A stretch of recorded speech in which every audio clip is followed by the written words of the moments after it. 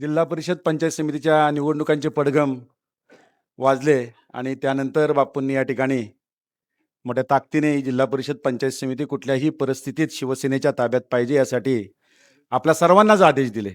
आपण सर्वच जण त्या मीटिंगचे साक्षीदार होता, सर्व होता की जिल्हा परिषद पंचायत समितीची निवडणूक बापूंचे हात बळकट करण्यासाठी आपल्या का ताब्यात पाहिजे. बांधवांनो, पुरंदरचा राजकीय इतिहास मी सांगण्यापेक्षा आपण सर्वजण जाणता. 2008 पर्यंत या पुरंदरची परिस्थिती काय होती. 2008 पूर्वीच्या निवडणुका कशाच्या मुद्द्यावर लढल्या जायच्या, जुनी जाणती माणसं ती कदाचित सांगू शकतील. त्यावेळेला आपल्याकडे प्रश्न असायचे रस्ते, दुष्काळ, टँकर, चारा आणि बाकीच्या गोष्टी. 2009ला बापू या ठिकाणी आमदार झाले तेव्हा पुरंदर विकासाच्या गोष्टी समजू लागला, ऐकू लागला. बापूने आपल्याला सांगितलं 2009 साली, आधीच्या लोकांना माहिती असेल, आमची राखाची मंडळी आहेत, की बाबा गुंजवणीचं 2.2 TMC पाणी हे पुरंदरसाठी राखीव ठेवलेलं आहे. हे बापूंनी सांगितल्यानंतर ठराविक राजकीय मंडळींना माहिती होतं, पण ते निवडणुकीपुरतं होतं. पण सर्वसामान्य लोकांना हे ज्ञात करून देऊन त्यांना त्याची जागृती करून त्या पाण्यासाठी आपण सर्वांनी संघर्ष केला.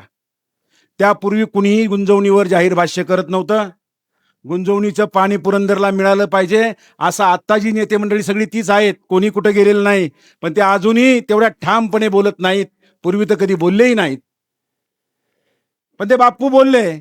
बापूंनी संघर्ष केला, त्या संघर्षाचे आपण सर्वच साक्षीदार आहोत.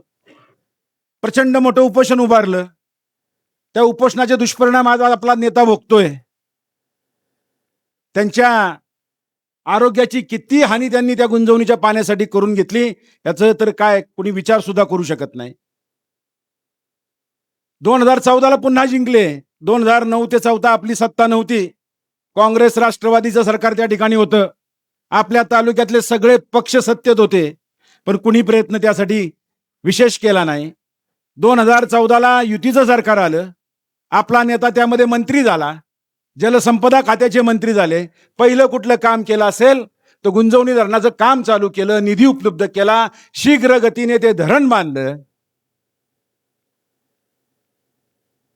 ह्यांनी कोर्ट कचऱ्या त्या ह्याच्यात मीठ कालवायचा बराच प्रकार केला. त्यांना हा नेता पुरून उरला. 2019च्या शेवट वर्क ऑर्डर निघाली 1313 कोटीची. पाईप पुरंदरमध्ये आले, पण घात झाला. आपण गाळ पडलो. बापू कमी नाही पडले, आपण गाळ पडलो. विरोधकांनी त्यांचा डाव साधला आणि 2019ला आपला पराभव झाला. त्या पराभवाची किंमत, वर्क ऑर्डर तयार, सारुळ्याजवळ पांड्या इथे 600 कोटीचे पाईप येऊन पडले होते. 2019 ते 2024 5 वर्ष या पुरंदरमध्ये कोण आमदार होतं, कोणत्या पक्षाचे होते, आपल्या सगळ्यांना माहिती आहे. एक फूटभर काम त्यांनी गुंजवणीचं पूर्ण केलं नाही. फूटभर. ह्यांनीही कधी विचारलं नाही की बाबांनो का तुम्ही हे करत नाही. का तर हे बी त्या बापूंना पाडण्याचं महापाप करणाऱ्यांमध्ये काँग्रेस राष्ट्रवादीचे नेते सामील होते, त्यामुळे त्यांना गुंजवणीवर बोलता येत नव्हतं. सगळ्यांनी षडयंत्र केलं होतं. हा बाबा एकदा निवडून आलाय, हा बाबा दुसऱ्यांदा निवडून आलाय, मंत्री झालाय, हा बाबा तिसऱ्यांदा निवडून आल्यावर काय होईल, झोपा उडाल्या म्हणून सगळे पुरंदरचे शत्रू, राजकीय शत्रू एकत्र आले आणि त्यांनी बापूंना पाडण्याचं काम त्या ठिकाणी केलं. त्यामुळे 5 वर्षात ह्यांनी निवडून दिलेल्या आमदारांना ह्यांनी एका शब्दाने विचारलं नाही, जर गुंजवणीचे पाईप पांड्याला येऊन पडलेत तर ते गुंजवणीचं काम का चालू होत नाही हे यांनी एकाने कोणी विचारलं नाही. पण तो जाब जनतेने दिला. 2024च्या निवडणुकीत घरी बसवलं या सगळ्यांना, पुन्हा बापूंना आमदार केलं. एका वर्षात 23 किलोमीटरचं काम गुंजवणीचं पूर्ण झालंय. राखापर्यंत येऊन पाईप पडलेत. ह्याला म्हणतात विकास पुरुष, ह्याला म्हणतात आमदार, ह्याला नुसता आमदार, ह्याला म्हणतात दमदार आमदार. करून दाखवलं. बापू 2009 साली 8 साली या पुरंदरच्या वाड्या वस्त्यावर फिरताना नेहमी म्हणायचे, पुण्या मुंबईतल्या आपल्या नोकऱ्या गेल्यात, आपल्याला पुरंदरलाच मुंबई करायची. ती भाषणं आठवा. लोकांनी वेड्यात काढलं. कशी मुंबई करणार आहे, काय करणार? आंतरराष्ट्रीय एअरपोर्ट, दुष्काळी पुरंदर ते आंतरराष्ट्रीय पुरंदर, अशी पुरंदरची ओळख ह्या माणसांनी जगाला करून दिली. आंतरराष्ट्रीय एअरपोर्ट या ठिकाणी आणलं. मागच्या 5 वर्षाच्या काळात एअरपोर्ट बी बारामतीला पळून द्यायचा घाट झाला. एकही नेता बोलला नाही. एकही नेता त्याच्याविषयी. पाणी तर पळवलंच 20-22 वर्ष. आपल्याला जी संधी मिळाली होती, त्या पुरंदर जगाच्या नकाशावर पोहोचला होता. ते विमानतळ सुद्धा चोरून नेण्याचा प्रयत्न यांनी केला. कुणी बोलायला तयार नाही. मला आठवतं, बापूंनी पवार साहेबांना एक पत्र लिहिलं होतं. ते पत्र मी वाचलं होतं. त्या पत्रामध्ये बापू पवार साहेबांना म्हणाले होते, पवार साहेब, त्या पुरंदरने तुम्हाला बारामती एवढं प्रेम दिले, भरभरून मतं दिलेत, तुमचे आमदार दिलेत, तुम्हाला राज्याच्या केंद्राच्या सत्तास्थानी बसवलंय, आणि माझा पुरंदर सुधारण्याची, माझ्या पुरंदरच्या लोकांचं आर्थिक जीवनमान उंचवण्याची ही एअरपोर्ट म्हणजे शेवटची संधी आहे. ही संधी जर तुम्ही आमच्यातनं हिसकावून घेत असाल, त्या पुरंदरच्या 1,00,000 लोकांना घेऊन मी तुमच्या बारामतीच्या घरासमोर उपोषणाला बसेल. पुरंदरचं एअरपोर्ट मी बारामतीला जाऊन देणार नाही. हे विरोधात असताना सुद्धा, आमदार नसताना सुद्धा त्या पवारांना निरीक्षण सांगितलं होतं. हे तुम्हाला सांगायचं कारण काय? आत्ताच्या या निवडणुका काय प्रचार करणार हो हे बापूंच्या विरोधात? गुंजवणी पूर्ण केलं, काम चालू आहे. एअरपोर्टचं 3,000 एकराला शेतकऱ्यांनी संमती देऊन टाकली. हा पंढरपूर नॅशनल हायवे बापू आमदार झाल्यावर पूर्ण झाला. IT पार्क येतंय, लॉजिस्टिक पार्क येतंय. चारा छावणी ते सोडून आता लॉजिस्टिक पार्क, IT पार्क, ह्या मुद्द्यावर पुरंदर बोलायला लागला. नवीन नवीन विकासाच्या संधी पुरंदरमध्ये चालून यायला लागल्या. मग तुम्ही बापूंच्या उमेदवारांच्या विरोधात आणि बापूंच्या विरोधात प्रचार काय करणार आहात एकदा स्पष्ट करा. हे जर आमच्या बापूंनी शिवसेनेने पुरंदरला दिलंय, गेल्या 40 वर्षाच्या सत्तेमध्ये तुम्ही एक प्रकल्प दाखवा की जो या सत्ताधाऱ्यांनी पुरंदरला दिलाय. भारतीय जनता पक्षावर आपणही काम केलं. दरवेळेला आपण त्यांचं प्रामाणिकपणे काम केलं 99 सालापासून. पण आता भारतीय जनता पक्षाचा नारा होता काँग्रेस मुक्त भारत. काय म्हणायचे ते? काँग्रेस मुक्त भारत करायचा आहे. काँग्रेस युक्त भाजप करून टाकला. काँग्रेस युक्त भाजप. सगळे काँग्रेसचे नेते आले पक्षात, घाल गमचा की झाला भाजपचा. जो भाजपचा सच्चा कार्यकर्ता आहे ना, त्याची आज अवस्था काय आहे वाल्ह्यातील जनतेला माहिती आहे, सासवडच्या लोकांना माहिती आहे. हे भाजपमध्ये आले, हे घोषणा देऊ लागले, हे मोदी साहेबांवर भरभरून बोलू लागले. बापू मोदी साहेबांवर, की ज्या भारतीय जनता पक्षाला इथल्या शिवसेनेच्या कार्यकर्त्यांनी, एक मी बघतो, मी 99 सालापासून प्रचार करतोय. 99ला प्रतिभाताई लोखंडेंचा प्रचार केला. त्यानंतर 2004ला पृथ्वीराज जाचकांचा प्रचार केला.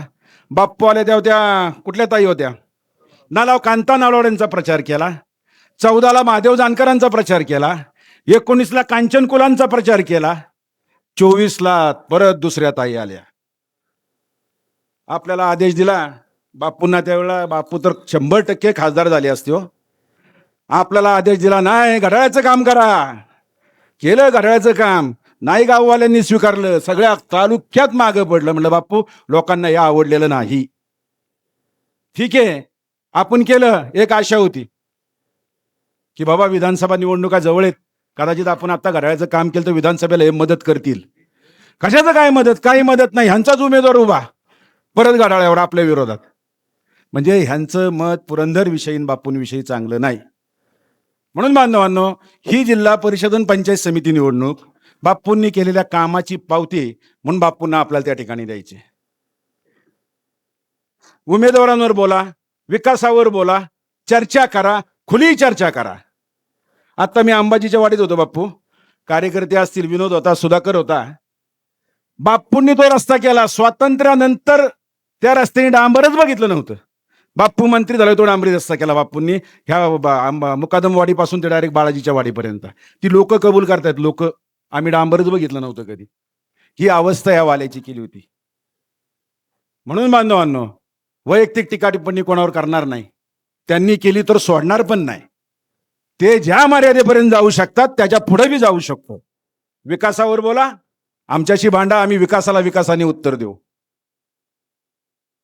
बापूंवर बोला, आम्ही तुमच्या नेत्यांना सोडणार नाही, अजिबात सोडणार नाही. माझं तर तोंड लय चालतं, मग काय विचारू नका त्याला. म्हणून बांधवांना, बापूंनी जे उमेदवार दिले संपूर्ण तालुक्यामध्ये अतिशय सक्षमपणे शिवसेना ही निवडणूक लढतीये. गेल्या मागच्या पंचवार्षिकचा कार्यकाळ आपण बघितलाय. शिवसेनेचा पहिला सभापती म्हणून मी काम केलंय. आदरणीय शालिनीताई पवार होत्या, या ठिकाणी माने सर होते. त्या 5 वर्षात जो कोणी माणूस पुरंदरचा नागरिक म्हणून त्या पंचायत समितीच्या सभागृहात आला, ऑफिसात आला, त्याला न्याय द्यायचा प्रामाणिक पेत्र आम्ही केलाय. म्हणून मला पूर्ण विश्वास आहे. मला विश्वास या नीरा कोळवेरीतील जनतेवर आहे. बापू इथले तिन्ही उमेदवार निवडून येणारे, मी आज भैरोबाच्या साक्षीने तुम्हाला सांगतो. खूप चांगलं वातावरण आहे. तरुण पेटून उठलाय. त्यांचा फक्त आजच्या राजकारणात बापू पुरंदरमध्ये तरुणांना तुमचा चेहरा आश्वासक वाटतो, महिलांना तुमचा चेहरा आश्वासक वाटतो की हा माणूस बोलतो तेच करतो, म्हणून त्याच माणसाबरोबर आपण जायचंय. म्हणून मी आपल्या सर्व कार्यकर्त्यांना विनंती करतो, जोमानी कामाला लागा. विजय निश्चित असला तरी आपल्याला यांना असं पराभूत करायचंय की परत हे बापूच्या नादी लागलीच नाहीत पाहिजे. म्हणून निरागणातील उमेदवार रेखाताई केदारी असतील, जवळजवळच्या आपल्या कोळवेरेच्या उमेदवार शीतल साळुंके असतील, आणि जीपच्या उमेदवार भारती मस्के असतील, तिन्ही ठिकाणी धनुष्यबाण आहे. पूर्ण महिला राजबापू. मिटिंग कार्यकर्त्यांची आणि प्रचार महिलांचा. आज तरी महिला आहेत थोड्याफार, नाही तर आमची जेवणं बिवणं झाली बरं का बापू, एकही महिला नाही, सगळे गडीच. असो, आपण सर्वजण या ठिकाणी अगदी शॉर्ट नोटीसवर दुपारी प्रवीणचा फोन आला की बापूंचा तिकडचा दौरा रद्द झालाय, तुम्ही घेताय का तुमचा नारळ फोडून. म्हटलं चांगली गोष्ट आहे. पहिल्याच याला बापू आपल्याला भेटले, त्यामुळं सगळ्यांना बोलवलं. आपण सर्वजण आलात. सर्वांनी पुढचे 8-10 दिवस जोमाने काम करायचंय. आम्ही तर तिथं आहोतच रात्रंदिवस तुमच्या बरोबर. परंतु जे बापूंनी आवाहन केलंय, पुरंदर पंचायत समितीवर बापूच्या विचाराचाच सभापती बसला पाहिजे, हे निश्चित करायचंय. आणि सर्वांनी येत्या 5 तारखेला धनुष्यबाणाच्या बटनासमोरचं बटन दाबून, धनुष्यबाणाच्या चिन्हासमोरचं बटन दाबून ह्या तिन्ही उमेदवारांना विजयी करायचे. ही या ठिकाणी मी आपणा सर्वांना विनंती करतो आणि या ठिकाणी थांबतो. धन्यवाद. जय हिंद, जय महाराष्ट्र.